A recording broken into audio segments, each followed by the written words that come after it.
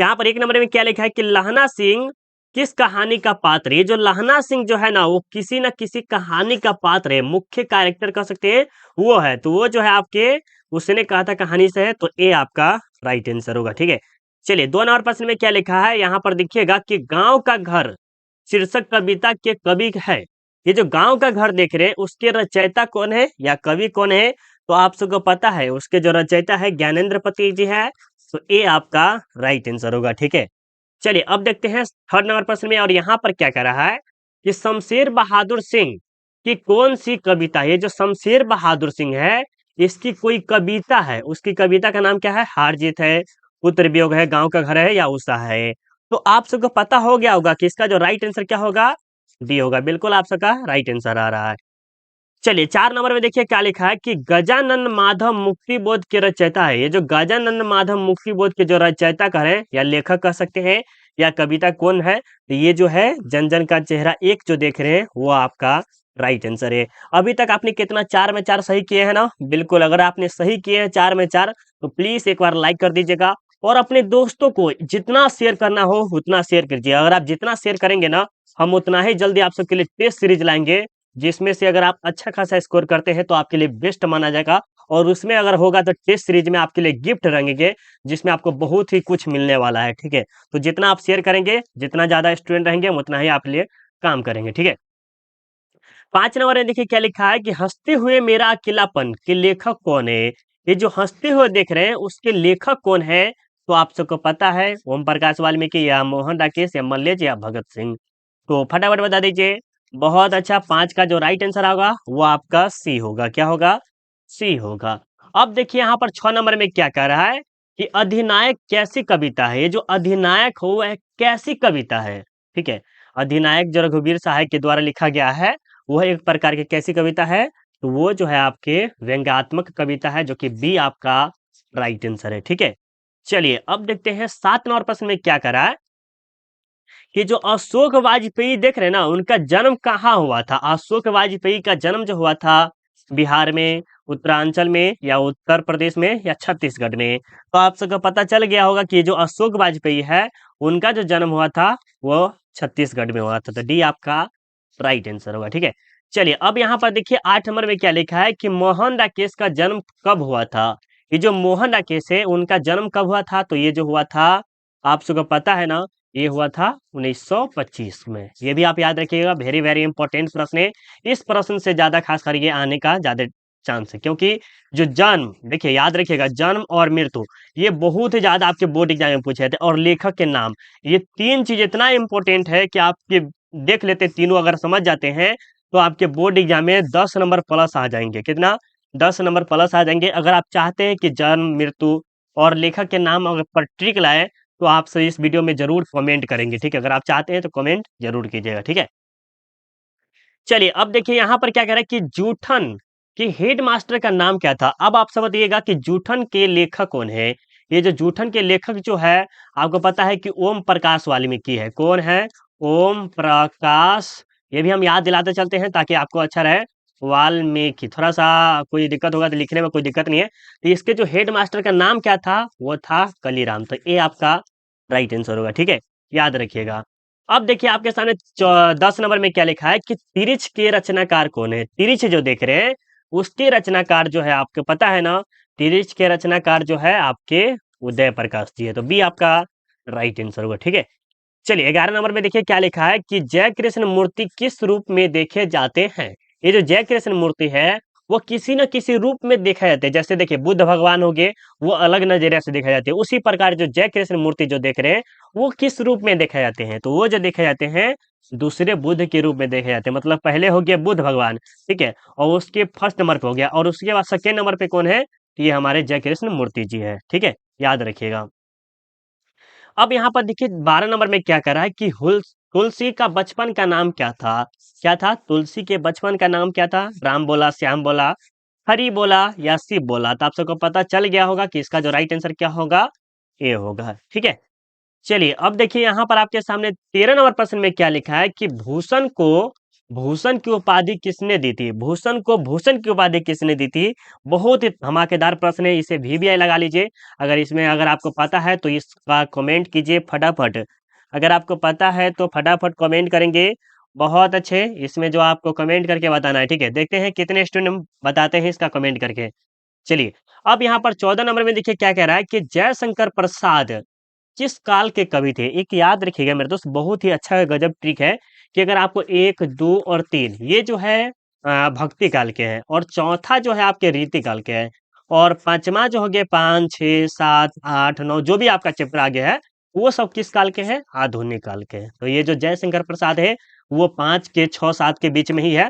तो आपका जो राइट आंसर क्या होगा? आधुनिक काल, डी बिल्कुल ही 100% राइट आंसर है, ठीक है। चलिए, 15 नंबर में देखिए आपके जहाँ सामने आ गया व्याकरण से कि यशोधरा का संधि विच्छेद है। यशोधरा जो देख रहे हैं इसका संधि विच्छेद जो होता है यशः जोर धारा, जो कि आपका राइट आंसर क्या होगा? बी होगा, ठीक है, याद रखिएगा। अब यहाँ पर देखिए आपके सामने क्या कर रहा है, 16 नंबर प्रश्न वेरी वेरी इंपॉर्टेंट प्रश्न है, इसे आप अच्छे तरह से याद कर लीजिएगा। वेरी वेरी इंपॉर्टेंट प्रश्न है कि नाया का विलोम शब्द क्या होता है? नाया का विलोम शब्द, विलोम का अर्थ होता है उल्टा, ठीक है, कह सकते हैं उल्टा। जैसे यहाँ पर है बिलाई है, ठीक है, और बिलाई का मुंह ऊपर है तो उसको पलटा देंगे, मुंह को नीचे जाने देंगे, उसी प्रकार होना चाहिए। तो नाया का पुराना होना चाहिए, क्या होगा? नाया का पुराना। तो ये आपका राइट आंसर है। बहुत ही स्टूडेंट बोलेंगे कि सर प्राचीन होगा, प्राचीन कैसे होगा? यहाँ पर कुछ और प्रश्न रहेगा तब ना, ठीक है। यहाँ पर अगर नवीन, ठीक है, याद रखिएगा, नवीन रहेगा, ठीक है, यहाँ पर नवीन रहेगा तब प्राचीन होगा। जैसे गंदा, साफ गंदा नहीं कहते, उसी प्रकार हो गया। समझ रहे हैं ना बात को? चलिए, बहुत अच्छे। 17 नंबर में देखिए क्या कह रहा है कि ग्राम का विशेषण क्या होता है? ग्राम का विशेषण क्या है? ये भी वीवीआई है, क्योंकि हिंदी व्याकरण अगर आप अच्छे से पढ़ लेते हैं, अगर 50 ले आते हैं तो आप बुक से 30, 20 ला सकते हैं आराम से। तो 80 नंबर आपको हो गया यही, तो अच्छा खासा ला सकते हैं ना। तो हिंदी व्याकरण पे आप वेरी वेरी इंपॉर्टेंट टाइम बहुत ज्यादा दीजिए। तो ग्राम का जो होता है ग्रामीण होता है, तो ए आपका राइट आंसर होगा, ठीक है। चलिए, अब देखिए यहाँ पर क्या कर रहा है 18 नंबर में कि हिमालय का संधि विच्छेद क्या है? और संधि विच्छेद से आपको 4 नंबर, 5 नंबर, कभी कभी 3 नंबर भी पूछा जाता है। तो हिमालय का जो संधि विच्छेद होगा वो जो होगा आपका हिम जोर आले, बी राइट आंसर होगा, याद रखिएगा। अब चलिए 19 नंबर में देखते हैं, और यहाँ पर क्या कह रहा है कि जन्म का विलोम शब्द क्या होता है? अब पता नहीं, किसको पता नहीं होगा ये प्रश्न, यार क्या बताते हो। जन्म का क्या होता है? जब जन्म लिए तो मृत्यु तो होगा ही, तो जन्म का क्या होगा? मृत्यु होगा, राइट, समझ गए। चलिए, अब यहाँ देखिए मास का विशेषण शब्द क्या होता है? विशेषण से भी 2 नंबर, कभी कभी 3 नंबर, कभी कभी 1 ही नंबर पूछा जाता है। ये 3 नंबर से ज्यादा नहीं पूछे जाते हैं, बिहार बोर्ड के लिए बच्चे को बताएं, ठीक है। तो ये जो मास का विशेषण क्या होता है? मासिक होता है। तो ये आपका राइट आंसर है, ठीक है। चलिए, अब देखिए यहाँ पर आपके 21 नंबर में तल्लीन, तल्लीन का संधि विच्छेद क्या होगा? तो यहाँ पर देखिए बहुत स्टूडेंट जो तत्व लीन है ना, यहाँ पर जो ये त देख रहे हैं ना, ये जो ल देख रहे हैं वो त में कन्वर्ट हो जाता है। जब संधि विच्छेद अच्छे से पढ़ेंगे ना, क्या कहते हैं, संधि विच्छेद अगर आप अच्छे से पढ़ेंगे तब आपको ये सब बहुत ही अच्छे से समझ में आएगा। बट अभी आपके पास टाइम थोड़ा सा कम है, तो अभी भी आप पढ़ सकते हैं। तो आपका जो राइट आंसर क्या होगा? तत्व जोड़ लीन, ये आपका राइट आंसर है, ठीक है, याद रखिएगा। और यहाँ पर हलंत लगा है, इसके कारण भी सही है, दिखा देते फिर से थोड़ा आप सबको, तो आपको समझ में अच्छा आ जाएगा, ठीक है। यहाँ पर अगर आप 480 पे देखेंगे तो आपको अच्छे से वीडियो दिखाई देगा। अगर उससे भी अच्छा देखना है तो 720 कर लीजिए, अच्छा से दिखाई देगा। यहाँ पर तो दिखाई दे रहा है और उसमें हलंत भी लगा हुआ है, याद है ना, उसके कारण ये सही है, ठीक है। चलिए, अब यहाँ पर देखिए क्या कर रहा है, यहाँ पर 22 नंबर में देखिए क्या कह रहा है कि आर्य का विपरार्थक शब्द क्या होता है? आर्य का विपरार्थक शब्द क्या होता है? यहाँ पर खर्च होता है, व्यय होता है, खुदरा होता है, या वेतन होता है। तो यहाँ पर आर्य नहीं होगा, आय होगा, क्या होगा? आय। तो आय का जो व्यय होता है, आय व्यय आय व्यय, भी आपका राइट आंसर होगा, ठीक है। चलिए, अब यहाँ पर 23 नंबर में देखिए क्या कह रहा है कि दिन का विशेषण क्या होता है? अभी जस्ट आपको बोले हैं कि दिन विशेषण से भी आपको 2 नंबर, कभी कभी 3 नंबर, कभी कभी 1 ही नंबर पूछा जाता है, लेकिन पूछता जरूर है। तो दिन का जो विशेषण होता है, दावा, रात मत कर दीजिए, दावा भी मत करिए, दोपहर भी नहीं होगा, तो आपका दैनिक जो है वो 100% राइट आंसर है, ठीक है। चलिए, 25 नंबर में देखिए कि महेंद्र का संधि विच्छेद हो गया। देखिए, संधि विच्छेद और समास, ये जो दोनों शब्द जो है ना बहुत ज्यादा पूछते हैं। अगर आप संधि विच्छेद और समास पढ़ लेते हैं तो कम से कम आपको बिहार बोर्ड में या किसी अदर भी जैसे क्लास 10th में ही पढ़ रहे हैं या 12th में है या 12th के बाद भी अगर आप जाइएगा तो उसमें आपको कम से कम 8, 10, कभी कभी 20 नंबर तक पूरा आ जाएगा। जब आप 12th क्लास से पास करेंगे तब कॉम्पिटेटिव एग्जाम में 20 नंबर का भी आ जाता है। और हिस्ट्री अगर बीए में हिंदी ऑनर्स लेते हैं तो उसमें भी आपको 20 नंबर तक पुका ही देगा, क्योंकि संधि और समास बहुत ज़्यादा इंपॉर्टेंट है। ठीक है, तो महेंद्र का संधि विच्छेद क्या होता है? तो 24 नंबर का आप राइट आंसर बताएंगे क्या होगा? बहुत अच्छे, महाज और इंद्र जो देख रहे हैं ए वाले का राइट आंसर होगा। ठीक है, और एक बात और आप सबसे मेरे दोस्त, अगर आपको वीडियो थोड़ा सा भी अच्छा लग रहा है तो प्लीज़ आप लाइक कर दीजिए। लाइक नहीं करते तो बहुत ही दुखी होते दिल। ठीक है, इतना मेहनत आप सबके लिए करते हैं, अभी लैपटॉप आप सबके लिए है, आप सबके सपोर्ट और प्यार से, क्योंकि आप सब बोले थे सर लाइव क्लास नहीं लेते, तो थोड़ा सा इसी के कारण नहीं ले पा रहे थे। ठीक है, 25 नंबर देखिए क्या कह रहा है कि खारा का विलोम शब्द होता है। खारा का विलोम शब्द क्या होता है? देखिए, खारा मतलब क्या होगा, जो समुद्र का देखते हैं, समुद्र का पानी, वो क्या होता है? खारा होता है। तो उल्टा उसका क्या हो सकता है? मीठा हो सकता है, राइट? मीठे होगा ना, तो सी आपका राइट आंसर होगा। थोड़ा-सा समझाते हुए चलेंगे तो अच्छा रहेगा आपके लिए। अब यहाँ पर देखिए 26 नंबर में क्या कह रहा है कि साहित्य का विशेषण क्या होता है? और विशेषण जो है ना, आपको रटना पड़ेगा। क्या है? विशेषण में कोई ट्रिक नहीं, इसे रटना पड़ेगा। ठीक है? विशेषण जो है आपको जितना अच्छा से रट लेंगे, उतना अच्छे से समझ जाएँगे, उतना ही आपके लिए अच्छा होगा। तो साहित्य का विशेषण जो होता है, आपको पता चल गया होगा, बिल्कुल? बिल्कुल, ये जो होता है साहित्यिक होता है। ठीक है, तो बी आपका राइट आंसर होगा। ठीक है, चलिए 27 नंबर में देखिए कि बाल कृष्ण भट्ट की रचना है। बाल कृष्ण भट्ट की रचना जो है बातचीत है, तो बी आपका राइट आंसर है। और ये जो बातचीत क्या है, तो एक प्रकार के निबंध है, ये भी याद रखिएगा। और एक बात फिर से बता देते हैं मेरे दोस्त, ये बातचीत जो देख रहे हैं उससे सब्जेक्टिव में आपके बोर्ड एग्जाम में 2 नंबर का, कभी कभी 7 नंबर का पूछा जाता है, चैप्टर 1 से, सिर्फ चैप्टर 1 से कभी कभी 2 नंबर, कभी कभी 7 नंबर, क्योंकि कभी कभी 5 नंबर का भी पूछ लेता है और कभी कभी 2 ही नंबर का। तो हम आपको ज़रूर सजेस्ट करेंगे कि चैप्टर 1 जाके ज़रूर देख लीजिएगा, जिसका भी लिंक हम आपको वीडियो के डिस्क्रिप्शन में डाल दिए हैं, वहाँ से आप जाके देख सकते हैं। ठीक है? चलिए, अब देखते हैं यहाँ पर क्या कह रहा है 28 नंबर प्रश्न में कि संपूर्ण क्रांति के रचनाकार कौन है? संपूर्ण क्रांति के लेखक कौन है? इसके रचयिता कौन है? ये पूछा जा सकता है। तो आप सबका जो राइट आंसर क्या है? जयप्रकाश नारायण जी है, जो कि आपका सी राइट आंसर है। कभी-कभी पूछा जाता है कि जो संपूर्ण क्रांति है वो कहाँ पर हुआ था? तो पटना में हुआ था। कहाँ पर? पटना के गांधी मैदान, ये भी याद रखिएगा। कब हुआ था? तो 1974 में हुआ था। किसके द्वारा हुआ था? तो जयप्रकाश नारायण के द्वारा हुआ था। कब हुआ था? आपातकालीन समय में ही हुआ था। कह सकते हैं 1974 में ये हुआ, लागू हुआ था। यही ना हो सकता है क्या? चलिए, अब देखिए यहाँ पर क्या कह रहा है, पेशगी कहानी के लेखक है। पेशगी कहानी के लेखक जो है, ये वेरी वेरी इंपॉर्टेंट है। हालांकि ये प्रश्न आ भी सकता है, चैलेंजिंग में कहिएगा तो 100% आ भी सकता है, और 100% कहिएगा तो ना भी आ सकता है, क्योंकि ये प्रश्न आपके बुक में नहीं है, कहीं था तो अच्छा से उठा के लाए हैं। और देखिए कितना अच्छा प्रश्न है। तो इसका जो राइट आंसर क्या होगा, हेनरी लोपेज जो देख रहे हैं वो आपका राइट आंसर है। ठीक है, चलिए, अब यहाँ पर देखिए क्या कह रहा है कि कबीर किस काल के कवि है? तो आपको जस्ट अभी पहले बताए हुए थे कि चैप्टर 1, 2 और 3 और 4 जो है आपके रीति काल का है। बाकी जितने भी चैप्टर आपको मिले वो आधुनिक काल का है। तो ये जो कबीर जो है, ये चैप्टर 1 में नहीं है, 2 या 3 में शायद है। ठीक है, 2 या 3 में से कबीर है। तो ये जो किस काल के हैं? भक्ति काल के हुए। ठीक है, तो बी आपका राइट आंसर है ना। बहुत अच्छे, गजब, आपको समझ में आ रहा है ना? अगर आपको समझ में आ रहा है तो प्लीज अप्लाई कीजिए, अपने दोस्तों को शेयर कीजिए, बस आप कुछ नहीं चाहिए। 31 नंबर में क्या लिखा है कि बरवे रामायण के रचयिता का रचनाकार कौन है? ये जो बरवे रामायण है, इसके रचनाकार कौन है या रचयिता कौन है, ये भी पूछा जाता है। इसके जो रचयिता है वो तुलसीदास है, तो डी आपका राइट आंसर होगा। ठीक है, चलिए, अब देखिए यहाँ पर क्या कह रहा है आपके सामने 32 नंबर में कि कविता के नए प्रतिमान के रचनाकार है। कविता के नए प्रतिमान के रचयिता कौन है या रचनाकार कौन है? तो नामवर सिंह है, मोहन राकेश है, अज्ञे जी है, करुण कमल है, सॉरी अरुण कमल है अरुण कमल। तो आप फटाफट बता दीजिएगा 32 का राइट आंसर क्या होगा। बहुत अच्छा, ये जो है नामवर सिंह के द्वारा लिखा गया है, ये भी याद रखिएगा।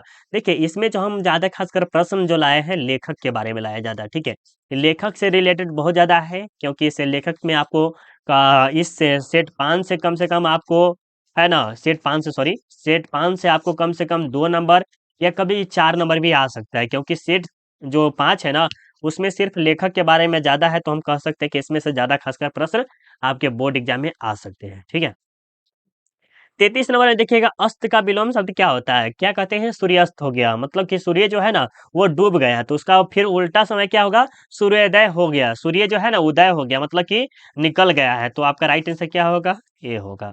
समझ में आ रहा है ना? चलिए, बहुत बढ़िया।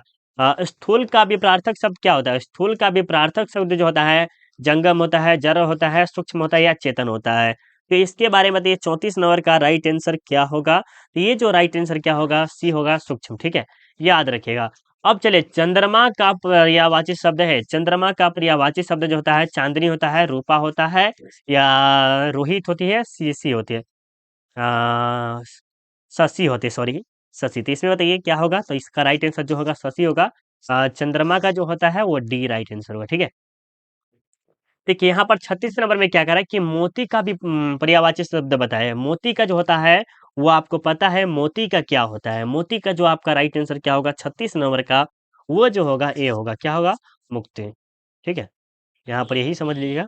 अब यहाँ पर देखिए जो प्रश्न वेरी वेरी इंपॉर्टेंट है और ये बहुत जगह पूछा भी गया है कि आस्तीन का सांप होना मुहावरे का अर्थ होता है। आस्तीन का सांप होना मुहावरे का अर्थ होता है। मुहावरे से आपको 100% हम उम्मीद दिलाते हैं कि आप कभी भी गलत नहीं करेंगे, अगर आप थोड़ा मोड़ा समझते हैं तो।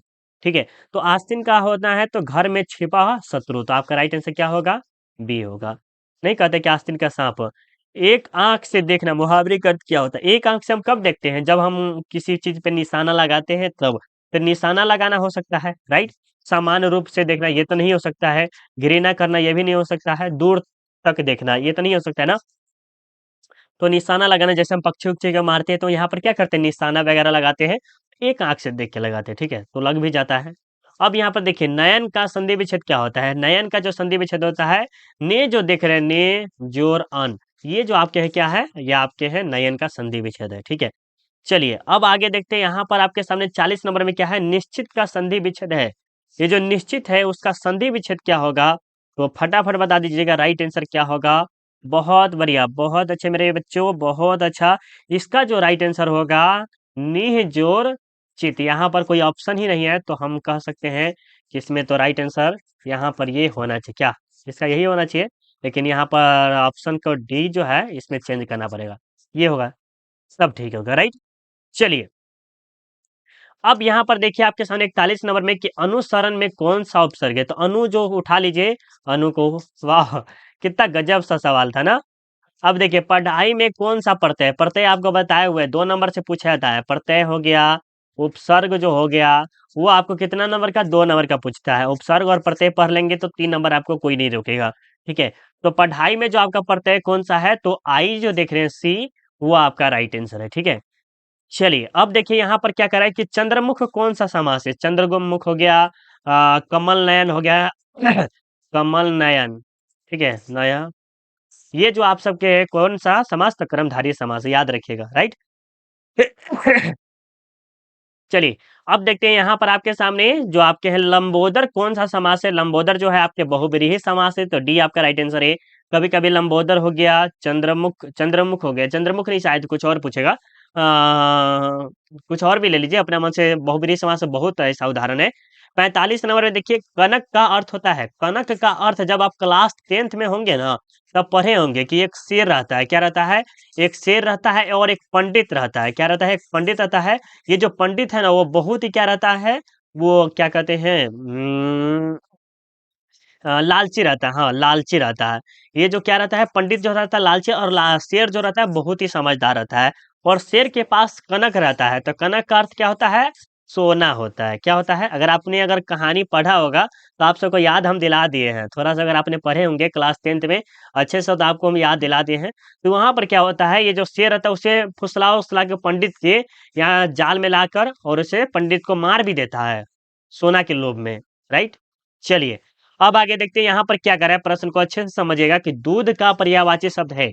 दूध का पर्यायवाची शब्द जो होता है वो आपको बताना है। तो दूध का पर्यायवाची शब्द जो होता है 46 का आपका राइट आंसर क्या होगा? बी, क्षीर होगा। ठीक। अब यहाँ पर देखिए गाल बजाना मुहावरे का अर्थ क्या होता है? रोना तो हो नहीं सकता है, व्यर्थ में हाँकना, झूठ बोलना नहीं हो सकता है, हंसना मतलब कि व्यर्थ की बातें को धीरे धीरे हाँकना। और गाल बजाना मुहावरे का अर्थ होता है डिंग हाँकना भी होता है। उसी प्रकार व्यर्थ में हाँकना यही हो सकता है। समझ गए? चलिए गले मढ़ना मुहावरे का अर्थ क्या होता है? गले मढ़ना मुहावरे का अर्थ क्या होता है? 48 नंबर का बता दीजिए फटाफट क्या होगा। बहुत अच्छा मेरे दोस्त, सुंदर दिखना, ये जो आपका राइट आंसर होगा। ठीक है। संदवानी का संधि विच्छेद क्या हुआ? तो यहाँ पर जो सत जोड़ देख रहे हैं वो ही आपका राइट आंसर है। ठीक है, ए वाला आपका बिल्कुल ही राइट आंसर है। ये भी आप याद कर लीजिएगा अच्छे तरह से। अब यहाँ पर देखिए राजा रानी कौन सा समास है, राजा रानी जो समास पूछा रहा है वो आपके द्वंद्व समास से, तो बी आपका राइट आंसर है। और वहीं पर हम कुछ पूछते हैं आपसे कि भाई, हम बहुत बार पूछे हैं आपसे, अब आप इस प्रश्न का आप उत्तर गलत नहीं देंगे कि भाई भैया कौन सा समास है। प्लीज अगर आपको पता है तो कमेंट जरूर करेंगे, अगर आपको थोड़ा सा ही पता होगा तो इसके बारे में कमेंट करके हमें जरूर सजेस्ट करेंगे, ठीक है। चलिए 51 नंबर में देखते हैं कि बाल कृष्ण भट्ट के पिता का नाम क्या था। बाल कृष्ण भट्ट के पिता का जो नाम था वो बेनी प्रसाद भट्ट थे, जो कि एक प्रकार के व्यापार थे, तो बी आपका राइट आंसर होगा, ठीक है। चलिए अब देखिए यहाँ पर दमयंती स्वयंवर किस लेखक की रचना है। दमयंती स्वयंवर जो है वो किस लेखक की रचना है। चंद्रधर शर्मा गुलेरी, मल्ल्याज, बालकृष्ण भट्ट या भगत सिंह। तो ये भी जो आपके हैं बालकृष्ण भट्ट के द्वारा ही लिखा गया है दमयंती स्वयंवर। तो आपका राइट आंसर क्या होगा, सी होगा 52 का, ठीक है। चलिए अब देखिए आपके सामने 53 नंबर प्रश्न में क्या करा कि उसने कहा था कहानी है, उसने कहा था जो कहानी है वो किस पे है, युद्ध की कहानी है, बिल्कुल सही है। युद्ध पे तो 100% कहानी है। दिव्य प्रेम की कहानी, इसमें लव के बारे में बहुत अच्छे से चर्चा किया गया है। प्रेम पे बलिदान, क्या है, प्रेम पर बलिदान की कहानी, और इस पे क्या कहते हैं, सेक्रीफाइस ऑफ लव। इस पे पूरा का पूरा निछावर कर दिया है अपने लव पे पूरा। और मस्त कहानी है, सुनेगा तो दिल धड़क जाएगा। प्यार नहीं हुआ रहेगा ना तभी भी हो जाएगा इस कहानी से। राइट, डी आपका राइट आंसर होगा, डी, ठीक है। चलिए अब यहाँ पर देखिए आपके सामने 54 नंबर में क्या करा है। अरे रुक जा भाई, इतना लैपटॉप से पढ़ा रहे हैं, थोड़ा सा दिक्कत दे रहा है, अभी सीखेंगे धीरे धीरे, आप सबके लिए और धीरे धीरे सीखते रहेंगे। देखिए आज हम बताएं, एक लाइफ में बहुत बड़ा सीखने का कुछ मिलता है कि जब आप अच्छे खासे काम करिएगा, क्या कुछ ही कीजिए, नहीं तो अगर आप किसी से सपोर्ट मांगिएगा ना, या मांगिए तो नहीं देगा कोई भी, किसी से भी मांगिए, कोई भी हो, आप सपोर्ट मांगिएगा ना कि भाई हमें ये कर बता दो, ये किसी कर दो, तो नहीं कोई करेगा, कोई भी नहीं करेगा, चाहे कोई अपना भी क्यों ना हो, नहीं करता है। आज हम भी खुद देख लिया, बहुत ऐसा आदमी है, हम इसको बहुत कॉल किए, बहुत।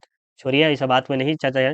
लेकिन चलिए यहाँ पर 54 नंबर में क्या है कि निम्न में से कौन सी रचना गुलेरी जी की नहीं है, इनमें से नहीं कह रहा है, गुलेरी जी की नहीं है।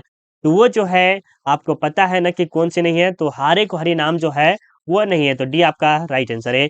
अब आप सब बताएंगे कि जो हारे को हरि नाम जो है इसके लेखक कौन है, हारे को हरि नाम जो है इसके लेखक कौन है, तो आप सबको पता है ना, बिल्कुल आपको पता है तो बता दीजिएगा। 55 नंबर देखिए कि जयप्रकाश नारायण के बचपन का नाम क्या था। जयप्रकाश नारायण के बचपन का जो नाम था वो था आपको बाउल नाम था, इसे बाउल बाउल बाउल नाम के पुकारा जाता था, सी आपका राइट आंसर है। और बाद में जो जवान हो गया और क्रांतिकारी लाए तो उसे लोक नायक के नाम से भी जाना जाता है, लोक नायक, ठीक है, लोक नायक के नाम से भी प्रसिद्ध हो गया कौन, जयप्रकाश नारायण। अब यहाँ पर देखिए 56 नंबर में क्या करा कि जीवन भर का एक शब्द होगा। देखिए जीवन भर का एक शब्द होगा, जैसे आपकी पत्नी जो है वो क्या है, एक प्रकार के जीवन भर के हो गया, तो हम उसे क्या कहेंगे, आजीवन कहेंगे, वो हमारे साथ आजीवन रहेंगे, या आपके साथ जो आपकी पत्नी होगी वो आपके हमेशा आपके साथ ही रहेगी, ठीक है, तो वो क्या कहलाएगी, आजीवन कहलाएगी, ठीक है।